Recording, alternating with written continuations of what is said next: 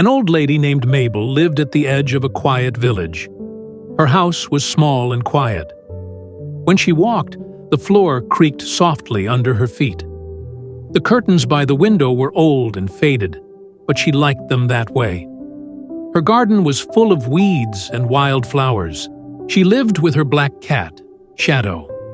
He followed her everywhere, from sweeping the porch to sitting by the fire. He was always near. He often purred when she spoke or rubbed against her legs for attention. Mabel had no family left. She had no great savings, only a warm fireplace and a chair that rocked with her breath. People often wondered how she stayed so calm. She never complained. She never wished for more. She always said, "The less I carry, the more room I have for peace." One crisp fall morning, Mabel stepped out to sweep her porch. Orange and brown leaves swirled around her feet. Shadow padded along, tail high, occasionally pawing at a fallen leaf. Suddenly, he stopped near the corner by an old flower pot and meowed loudly. He circled the spot a few times and pawed at the ground. Mabel looked over. "Shadow, what is it?" she asked. Shadow meowed again and rubbed against her legs. Mabel walked closer. Her eyes widened. Under the bench, a small wooden box with a golden lock sat waiting.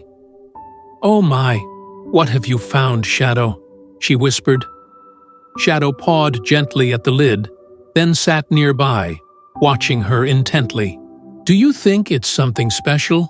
Mabel asked softly. Shadow mowed softly as if to say, "You will see." Mabel picked up the box and carried it inside. It did not open, but something about it whispered, "Inside is what you have been waiting for all your life." She smiled. "I have lived my whole life without waiting for anything. But all right, let's see." Days passed. Every morning she tried to open the box. Every night she put it back on the shelf and smiled. Shadow often sat on the shelf nearby, watching patiently, still locked. "But so is life sometimes," she said. Then one evening the lock clicked. Her hands trembled as she opened it slowly. Inside, there was nothing. No gold, no letter, not even dust. She sat quietly. Shadow rubbed against her legs and purred. Then she laughed, not from sadness or madness, but from a deep, peaceful place. "All this time," she whispered, "I thought the box would give me something, but it only reminded me that I already have everything I need." She made tea and sat by the fire. Shadow curled up beside her.